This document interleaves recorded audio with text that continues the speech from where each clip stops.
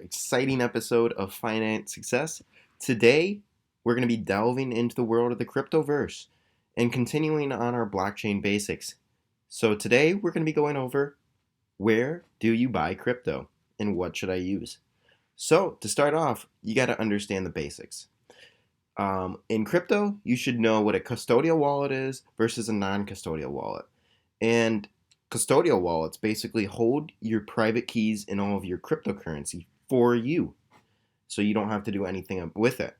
Non-custodial wallets, you are in charge of the crypto that you just bought, and you have 100% ownership of your private keys. Now, personally, I would always go with a non-custodial wallet that has a custodial wallet opt-in feature. Some do not. The reason for this is because many crypto is not backed at all. So if it's lost in a hack, such as the Mt. Gox, many of their hacks, um, you're gone, and they hold your private keys, and they lost it for you, and there's nothing you could do to get it back. So personally, I would rather take that into my own hands and hold my own private keys. So you decide what you want, but I think it's smarter and safer to do a non-custodial wallet versus a custodial one. Some even charge you fees to hold your Bitcoin, which is kind of crazy, considering you could do it at home for free. So now, let's move on to the next part. Brokerages versus exchanges. Now, I'm sure many of you know, but for the people that don't know, the difference between a brokerage and an exchange is basically the middleman. A brokerage finds you a buyer and a seller when they go directly to the exchange on your behalf. They usually charge a lot higher fees than an exchange would. An exchange is where you go directly to where the Bitcoin or other crypto or anything for that matter is bought and sold. This is where you can find the cheapest fees because you're directly responsible for yourself buying it. Personally, I would use exchanges. If you know a little bit about it, you could dip your feet in pretty easily. So now we're going to talk about where can you buy your crypto. So to start, and what I started buying my crypto on at first was Robinhood. And these are examples. Some of them you could buy, some of them you can't. Like, let's see this. Not supported. Some of them are not supported, so you can't actually buy it on there. Robinhood, but you could buy Bitcoin, Ethereum, I think Litecoin. Yeah, you could buy Litecoin. So if you want to buy altcoins and Bitcoin, you can on Robinhood. It's just very limited. And now let me explain why I wouldn't. Personally, I put a lot of money in Robinhood to invest into cryptos, and I regretted it. I think it's good for the people that just want to have a small toe dipped in the water of the cryptoverse. But if you go in more heavy like me, I would not suggest doing it on Robinhood. The reason for this is because, first off, it's a brokerage. So it may not look like it, but they're charging you fees behind the scene. When you buy it, it's not free. They have to pay for the network transaction fees, and they charge you that, and they kind of upcharge you a little bit. And so it's hidden, kind of. So you're still paying the fees that you would pay on any other things, except the only difference is you don't have access to your private keys at all. You cannot withdraw off of Robinhood, which is the sad part about it. They hold it for you. So if they're bad with holding your crypto, it's gone forever. I hate to say it, but it's gone. That's why I wouldn't use it if you're going to do more than a reasonable amount. If you want to have like a couple $100s, yeah, Robinhood's maybe good. But I would suggest any other thing where you could get access to your private keys because if it's not your keys, it's not your crypto. And that was said after the exchange hack that I was talking about earlier, when hundreds of millions of dollars was lost, resulting in today's money to be of what crypto's worth in the billions. So you have to be careful. And always take that into your own hands and your own control. So that is why I don't use Robinhood anymore.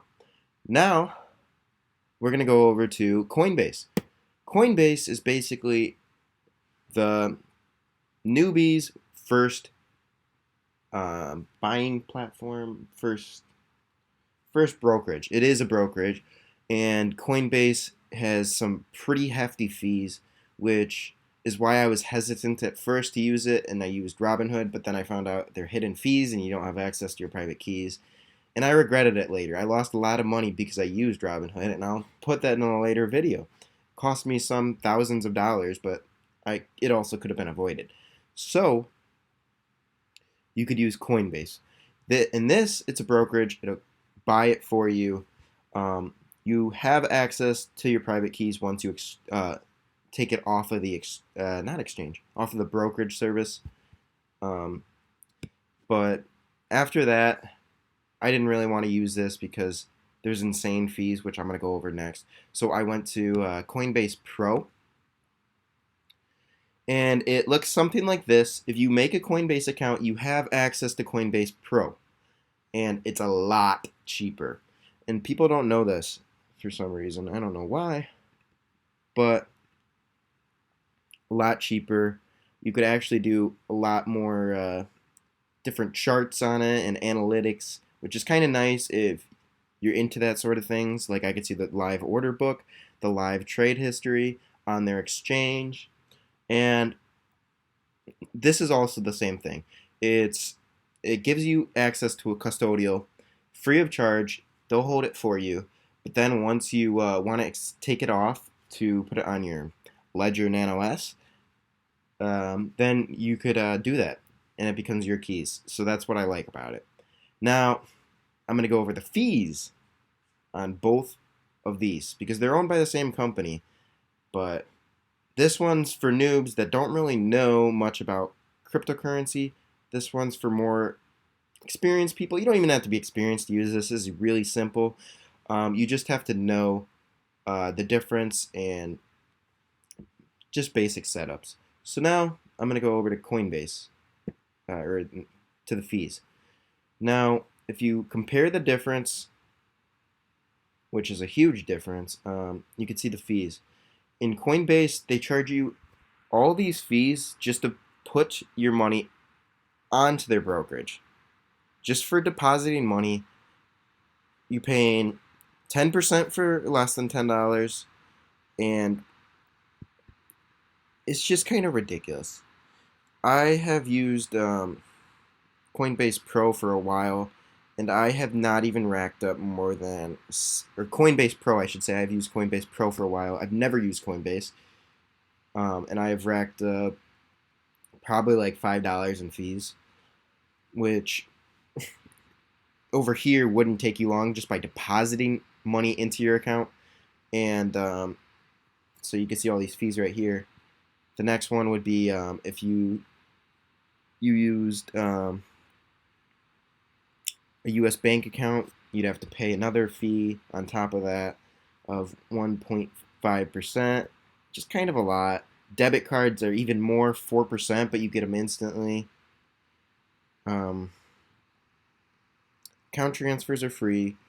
Wire transfers, but that's across all boards. Wire transfers are expensive because they're fast, 6 to 8 hours fast for 10 to 30 to even $50 in some cases.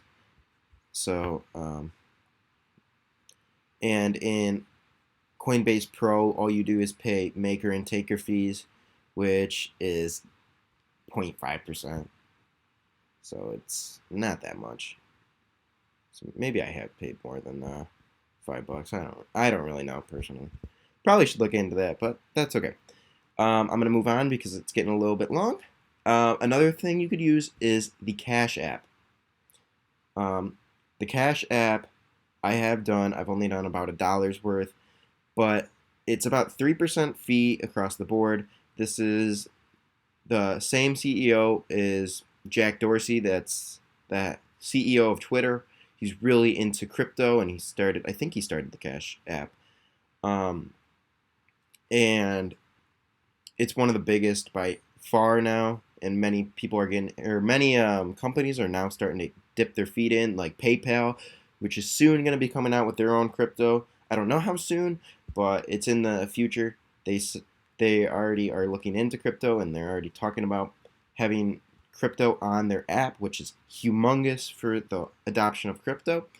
Now I'm going to go over um, Binance. This is what I use.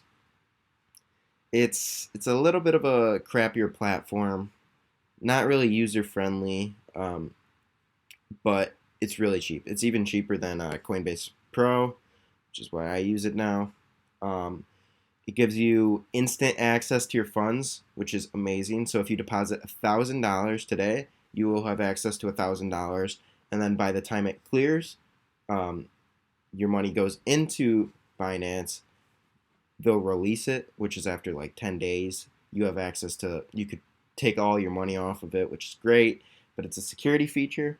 Um, that's what I use, and you could use basic trading, advanced trading, kind of like my Coinbase Pro. Basics, it's just a different thing. And then OTC, I'm going to tell you about OTC. It means over the counter. And this is basically where you find one person in real time, and let's just say I have, minimum must be 1 Bitcoin. Yeah, you have to have a lot of money to do this. If you're gonna try and do like 10,000, this is probably the best place to do it. Want to buy, get a quote. These are real-time quotes. I don't have sufficient funds, so can't do it right now. But yeah, you'd find one person, and I think Binance would take a little bit of a cut, but you'd sell it to them completely, and you wouldn't have to go through an exchange or anything. Another exchange you could use is Kraken. There are many exchanges and brokerages in crypto. Let me tell you, many. There's also decentralized exchanges where no one could even stop you from using it. Gemini, that's another exchange. I have not used either one of these, but they're pretty popular. Gemini, I just want to say, is founded by the Winklevoss twins, which, if you don't know, they're the ones who actually created the concept of Facebook, and then Mark Zuckerberg took it over from there, kind of stole their idea. And the funny thing is, now Mark Zuckerberg is taking their idea again, because they started this exchange, and guess what? Mark Zuckerberg's Facebook, they're trying to do their own cryptocurrency, the Libra. So it seems like he's not that savvy with coming up with new ideas, and he keeps following the Winklevoss twins, which is kind of funny. But yeah. Okay. Last thing I wanted to talk about is decentralized exchanges. And they are real, and they're starting around the cryptoverse. Basically, right now, the US government's trying to crack down on crypto, and the only way that they could do it is by going through the exchanges. Many of these exchanges make you type in your social security, your driver's license, all this information, so they could just keep track of who's buying. So decentralized exchanges are a way around that. I personally haven't used it, but I kind of want to, because I don't want the government to know how much I have. Just in case it does moon, I don't want to give the government more than I have to, because I think they'll crack down, and I think they'll crack down hard on this. So the people that made all their money in the beginning are going to have to lose some of it. So it's important to just be aware of that. You can use offshore exchanges.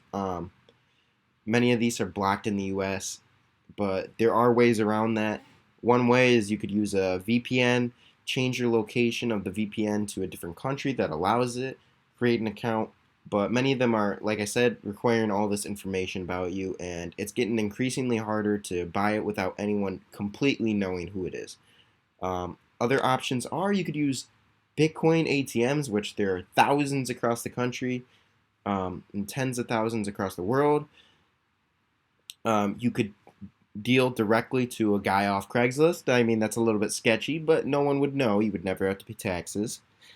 But just be aware, and don't send it and give them the money and not realize that it's never been confirmed, because confirmed transactions versus unconfirmed are completely different things.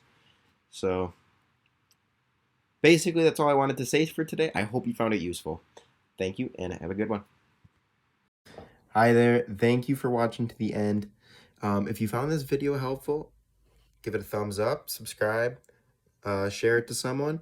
And if you have any questions, please put it in the comments and I will reach out to you. Thank you and have a good one.